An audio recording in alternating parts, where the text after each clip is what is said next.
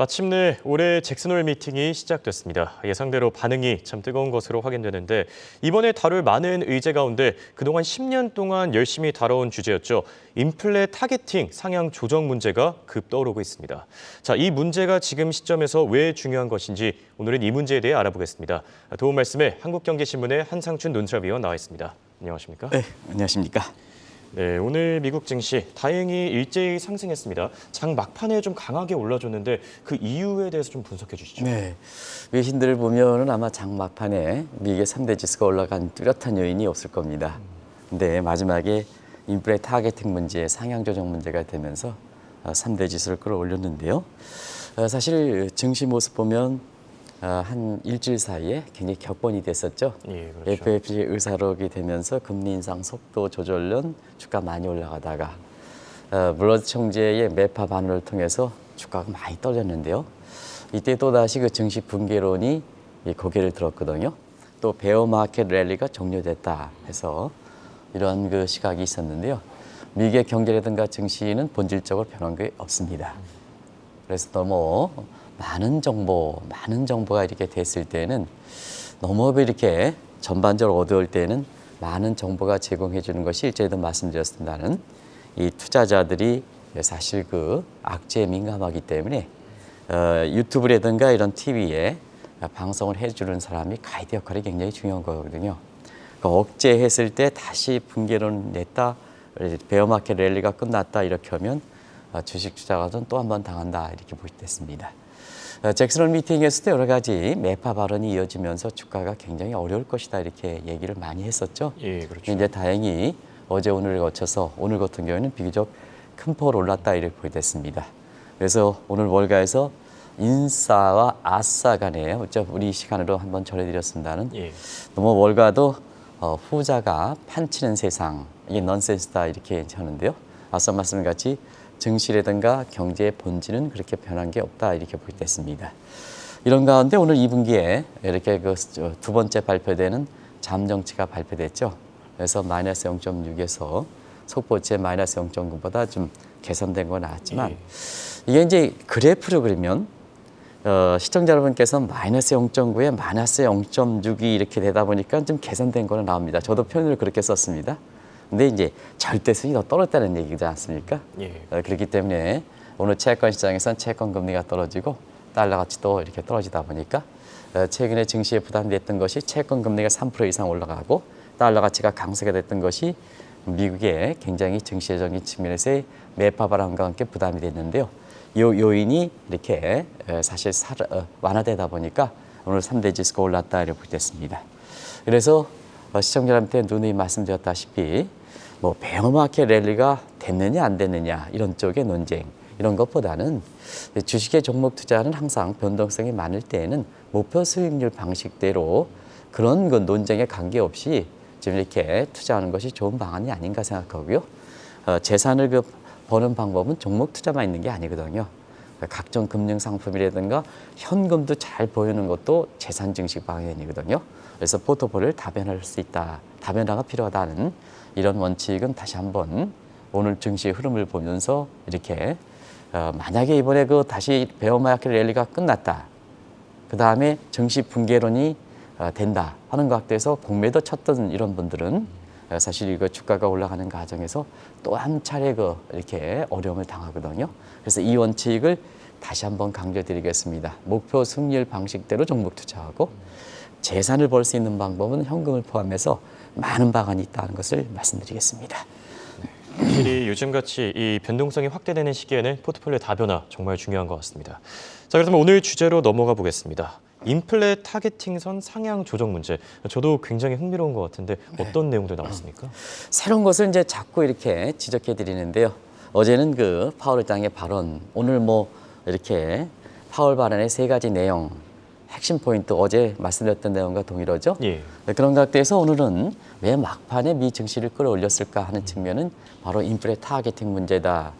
그래서 인플레 타겟팅 문제를 오늘 좀 말씀드리겠습니다. 아시겠습니다. 인플레 타겟팅을 이해하시기 위해서는 페드가 2012년부터 뉴 맨데이터 전통적인 제1선 목표인 물가 안정에 고용 창출이라는 목적을 다시 넣었었거든요. 그때 한번 운용 목표를 보면 시청자 여러분도 한번 평가해 보시기 바랍니다. 듀얼 멘터리터로 하면서 물가 이렇게 목표율은 2%를 했습니다. 그래서 지금 물가 타겟팅선 2%가 그때 나온 겁니다. 그리고 실업률 3.5%입니다. 그래서 완전 고용 수준 3.5%라는 것이 이제 여기 나오는 거거든요. 예. 근데 홍앵커라든가 시청자분은 어떻게 생각하십니까? 물가 상승률 지금의 시점에서 보면 자 금융위기에 그렇게 돈을 많이 풀었는데 2%가 저게 고서올 수 있을 것인가 하는 이 측면에서 이게 페드가 통화정책의 목표를 변경하는 2013년 시행원서부터 이게 논의가 됐던 거다. 좀 올려야 되지 않느냐, 올려야 되느냐 이런 것이 논의가 됐었다 이렇게 됐습니다. 근데 이제 물가가 안정되는 상태에서 수면하러 잠재우다가 올해 1월 FOMC 의사록에 이 인플레 타겟팅 상향 조정 문제가 다시 한번 의사록에 나왔습니다. 이때 한번 점검해 드린 적도 있습니다. 예. 근데 올해 그 3대 포럼이 미국에서 3대 포럼이 연초에 그 전미경제학회, 그다음에 올해 미국의 다보스 포럼이란 밀캠 컨퍼런스, 그리고 이번에 3대 당이 잭슨 미팅이거든요. 올해 전미경제학회 밀캠 컨퍼런스에서 이 인플레 타겟팅 상향 조정 문제가 검토됐거든요. 그래서 이번에도 3대 그 포럼의 잭슨 미팅에서 이 인플레 타겟팅 문제가 최대 관심사로 불거진다. 그러면 이제 인플레 타겟팅은 왜 주가를 끌어올릴까 하는 측면에서는 자, 인플레 타겟팅이라는 것은 지금 논의되는 게 2%에서 4%죠. 그러면 이제 나중에 말씀드리겠습니다. 지금 물가가 자, 8%대에서 2%를 줄이면 엄청난 긴축을 해야죠. 금리를 세게 올려야죠. 예. 다른 한편에서 실물 경제가 침체가 되겠죠. 증시 악재죠. 근데 이걸 좀 4% 올리면 부담이 적지 않습니까? 그죠? 긴축 정도도 적어도 되고 예. 그다음에 긴축 정도가 적으니까 실물 경제 부분에 침체 우려도 완화시키지 않습니까? 그럼 주가는 올라가는 거죠. 그래서 이 인플레 타겟팅 문제가 오늘 장마판에 여러 요인과 함께 다시 주가를 끌어올렸던 배경이다 이렇게 보겠습니다. 네. 확실히 인플레이션이 목표치를 2%에서 조금 더 올리게 된다면은 증시 차원에서도 좀 많이 편안할 것 같은 느낌이 있는데, 자, 페드 내부에서도 지금 이 문제를 이해하기 위해서 지금 많은 논쟁들이 오가고 있습니다. 그렇기 위해서는 이 페드의 우선순위 먼저 좀 살펴볼 필요가 있지 않겠습니까? 네, 앞서도 이제 2012년서부터 페드가 물가 안정에 고용 창출을 듀얼 멘터리터로 설정했다 이렇게 이제 말씀드렸는데요. 한번 이것을 경제 이론이랑 같이 결부시켜서 창립 이후서부터 한번 검토해 보도록 하겠습니다. 예. 페드는 1913년 설립했죠. 다들 아시겠습니다는. 그때는 사실 경제학적으로 보면 1930년대 대공황 이걸 어떻게 극복할 것이냐면 총수요를 그때 당시엔 총수요가 떨어지는 문제가 됐으니까 총수요를 끌어올리면 됐죠. 무조건 끌어올리면 됐죠. 그래서 이때 정부 주도의 경기 부양책하는 뉴딜 정책 이런 것을 학문적 이론적 토대했던 것이 케인즈학파다 이렇게 보게 됐습니다. 그래서 사실은 케인즈학파가 있을 때에는 페드의 전성 시대를 맞는 거죠. 왜냐? 경기가 침체되면 금리를 내리면 경기가 올라가고 물가가 올라가면 금리를 올리면 물가가 떨어지는 이런 국면이 됐기 때문에 사실은 케인즈 경제학의 활성화 시대를 주류경제학 위치를 차지했었고 페드의 전성 시대를 기록했던 겁니다.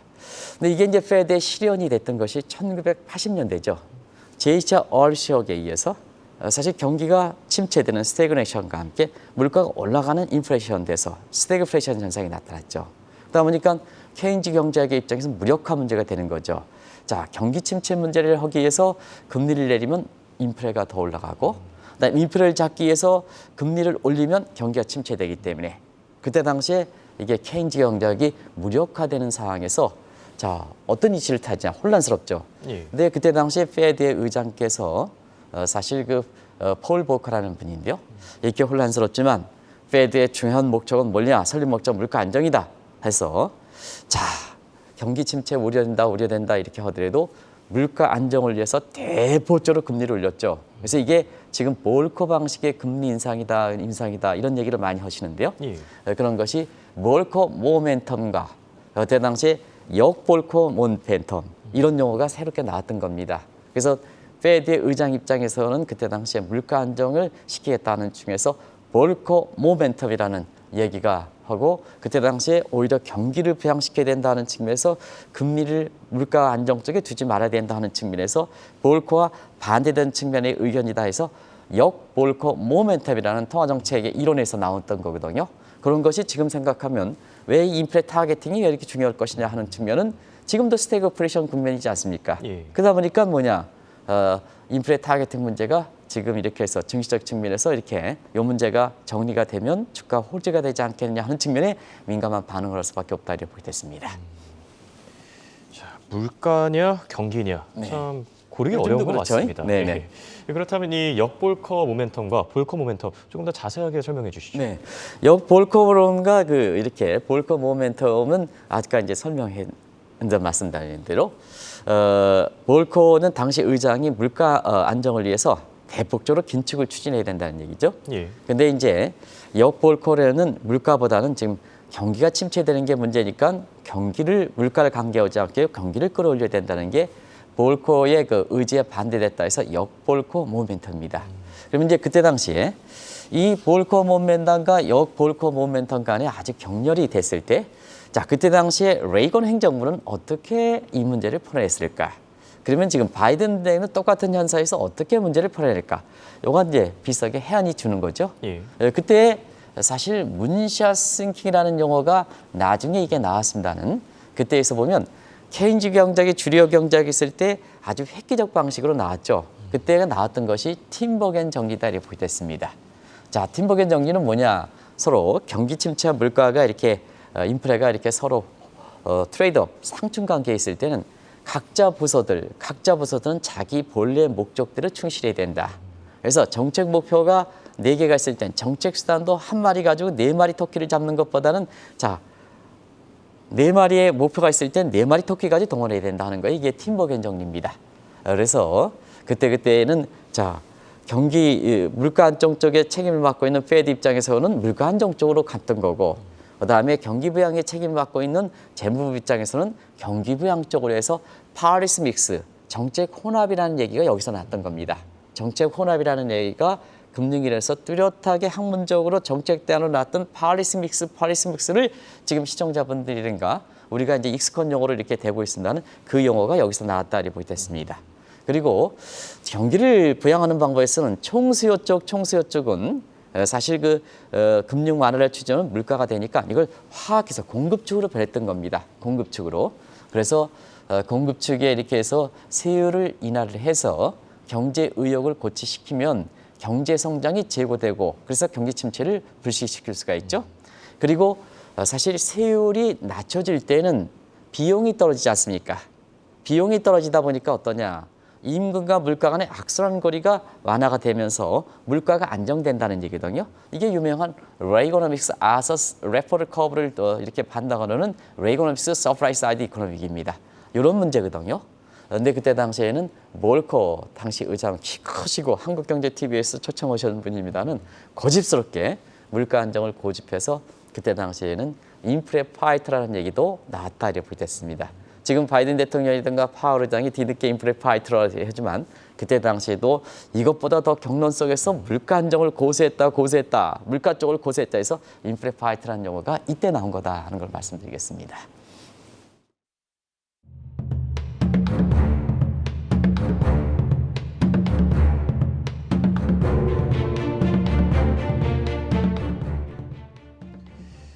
폴 볼커 전 의장, 인플레 파이터의 원조라고 볼 수 있겠네요. 네. 근데 요즘에 또다시 떠오르는 인물이 있습니다. 바로 바이든 대통령인데 인플레이션을 잡기 위해서 볼커 모멘텀과 역볼커 모멘텀. 지금 이 페드랑 바이든 대통령이 지금 어떤 선택을 내리겠습니까? 네, 사실은 기조가 이렇게 일관성 있게 유지돼야 되는데요. 파월 의장은 법률가니까 이전에도 이분이 이렇게 페드 의장으로 치면서 법률가는 참 이렇게 그 시류 사항에 잘 탄다 하는 이런 쪽에 좀 퍼플리즘 얘기한 적은 있습니다. 그런 측면에서 작년과 올해 걸쳐서 코로나 직후 이후서부터 이 파월 의장과 페드의 채용 방식을 한번 보겠습니다. 예. 자, 2020년 3월 이후에 사실은 코로나 이후에도 돈이 많이 풀려보니까 인플레 문제가 벌거졌었죠. 근데 이제 첫 해에 나온 거 보겠습니다. 2020년 7월 달에 인플레가 나왔을 때는 경기가 그때도 뒤는 안 좋았거든요. 그래서 이제 과도기적인 디스인플레 상황이다 해서 이걸 무시해버렸습니다. 오히려 당시에 9월 달에 2020년 9월 달에 페드에서 평균 물가제를 도입했죠. 그래서 뭐냐, 물가가 인플레 타겟팅 선을 벗어난다 하더라도 사실상 이것은 일정 기간 용인하겠다는 대담한 발언을 했었죠. 근데 이제 작년에 한번 보겠습니다. 작년 2위의 상황을 보면 작년 2위에도 작년 5월서부터 격시 우려대로 인플레 쇼크에 대해서 물가가 아주 올랐죠. 그때 당시에만 해도 인플레가 일시적이다. 오늘 이제 나오죠. 인플레 일시적이다 하는 표현이 됐었는데요. 이걸 바탕으로 해서 참 너무 많이 물가가 올라가고 집값도 올라가고 부동산 가격도 올라가고 주가도 올라가고 비트코인 가격도 올라가다 보니까 월스트리트저널 시장에서 오히려 테이퍼링을 건조했던 것이 어제 말씀드렸습니다는 사실 테이퍼링을 페드 자체가 이걸 부인해 버렸거든요. 그러면 이제 작년까지 모습을 보면 어떻습니까? 작년까지 모습을 보면 굉장히 이렇게 볼커를 해서 오히려 거꾸로 볼커룰의 반대적인 시각입니다. 인플레가 불거졌는데도 불구하고 그걸 용인해 버렸거든요. 아무런 짓처럼. 그래서 작년까지만 해도 역볼커 모멘텀에 따라 부여됐습니다. 근데 올해 들어서 한번 보겠습니다. 올해 들어서는 인플레가 광범위하다. 바이든 대통령이 인플레 파이터로 나오고 파월 대통령도 인플레 파이터로 나오고 연일 페드 인사들이 매파 발언을 하고 있지 않습니까? 그래서 올해 들어서는 뒤늦게 이렇게 이런 것을 바탕으로 해서 3월서부터 금리를 0.25, 0.5, 0.75 매해마다 그리고 QT 문제도 자 6월에 475, 다음 달부터 955 굉장히 급진적으로 추진하죠. 그래서 이것이 뭐냐 작년 말 기점으로 역볼코 인플레를 중시하지 않다가 뒤늦게 인플레가 문제가 불거되면서 인플레를 중시한다 하면서 볼코 모멘텀으로 변한 거다. 그래서 최근에 페드가 취하는 것은 인플레 파이터, 볼코 방식의 금리 인상이다 하는 것도 이런 것에서 나온다 이렇게 됐습니다. 네, 말씀하신 대로 정말 말 그대로 뒷북이 아닌가 싶습니다. 연준이 이렇게 선제적인 대응을 하지 않아서 비판의 목소리도 지금 만만치 않죠? 만만치 않죠. 지금 보면 결과적으로 보면 자 이렇게 사실 코로나 직후 돈 많이 뿌리는 상황도 비상상황이고 걷어들이는 상황도 비상상황입니다. 그럴 때는 사실 이렇게 페드라든가 이런 강한 결정력이 필요한 겁니다. 그런데 이제 위기일 때일수록 뒷줄에 빠지는 사람들이 있습니다. 그러면 이제 국민 입장에서는 위기 때 최고 통수권자가 나야 되는데 뒤쪽에 빠져 있으니까 빠져 있으니까 국민의 신뢰도가 떨어지게 되는 거거든요. 그러다 보니까 페드가 그런 입장을 취한 것이 아닌가, 파월 의장이 그런 입장을 취한 것이 아닌가 이렇게 보고 있거든요.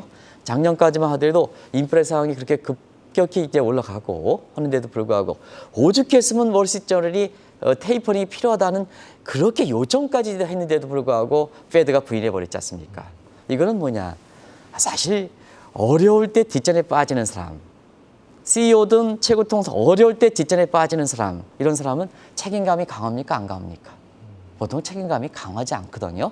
그러다 보니까 이런 상황도 우려되고 저런 상황도 우려되다 보니까 가장 액션을 취하지 않는 거다 이렇게 됐습니다. 그런 상황이 이런 거다. 그게 에클스 실수, 그린스펀 실수. 너무 빨리 출구 전략할 때는 경기 침체가 된다. 에클스 실수.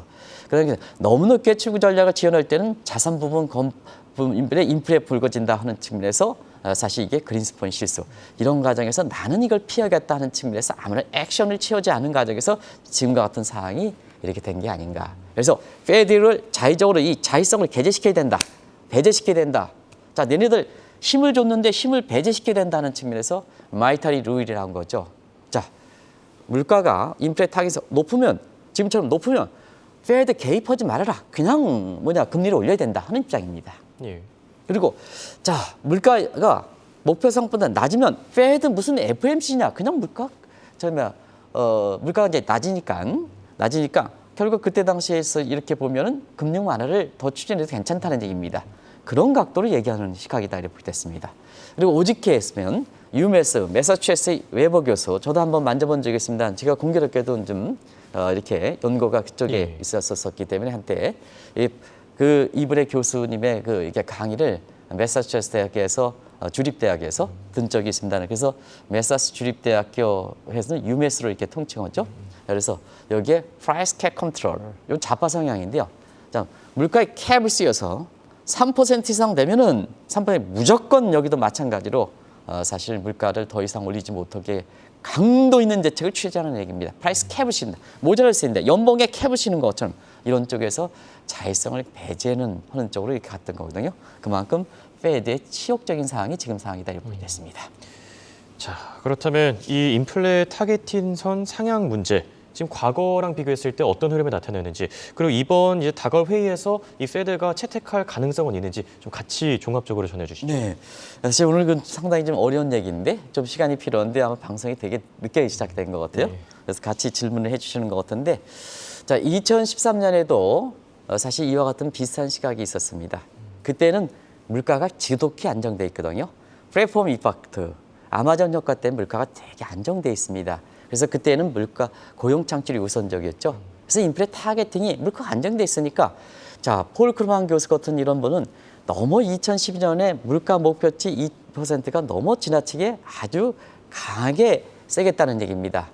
너무 세게 했다. 그래서 페드의 룸을 가지고 가기 위해서는 어떠냐? 인플레 타겟팅 선을 4%로 올려야 된다는 게 2013년 주장했거든요. 근데 그때 당시에 버냉키 의장, 다음에 2014년 이렇게 부의장했다가 의장이 됐던 앨런 의장조차도 물가가 안정돼 있고 지금 그때 당시에 오바마 정부는 고용 창출이니까 고용 창출이 어떠냐? 인플레 타겟팅의 상향 조정선 굳이 할 필요 없다는 얘기입니다. 이런데요. 지금은 어떤 상황이냐 하면 지금은 이제 자 고용은 안정 고용 됐는데 예. 다르죠. 지금 이제 물가가 문제가 되는 거죠. 그때 상황과 다르죠. 그러다 보니까 자 지금 책임론이 있어가지고 물가가 지금 8%를 갔는데 지금 상태에서 서둘러서 지금 물가를 잡겠다 하고 금리를 쭉 올리고 그다음에 뭐 타겟팅을 지금 9월부터 $950 굉장히 가면 경기가 거꾸러지고 국민들 뭐냐 가뜩이나 어려운데 어려우니까 이 문제 풀어가기 위해서 인플레 이번에는 상향 조정해 줍시다. 2에서 4% 올리면 자 8%를 4% 떨어뜨리는데 긴축은 그렇게 많이 할 필요 없죠. 긴축을 많이 하지 못하다 보니까 경기 침체 우려가 좀 많이 될 수가 있죠. 국민들은 뭐냐 숨통이 터지죠. 예. 주가는 이렇게 올라가는 거죠. 이렇게 돼서 그런 쪽이 지금 되고 있다. 시청자 여러분 이게 워낙 중요한 사항인데요. 오늘 방송 시간이 늦게 되다 보니까 나중에 좀 다시 한번 좀 설명드리려고 하겠습니다.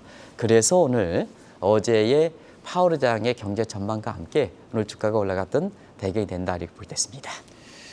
네, 오늘은 이 잭슨 홀 미팅의 최대 화두였었죠. 인플레 타겟팅 상향 문제와 관련해 얘기 나눠봤습니다. 지금까지 도움 말씀에 한상춘 논설위원이었습니다. 감사합니다. 네, 고맙습니다.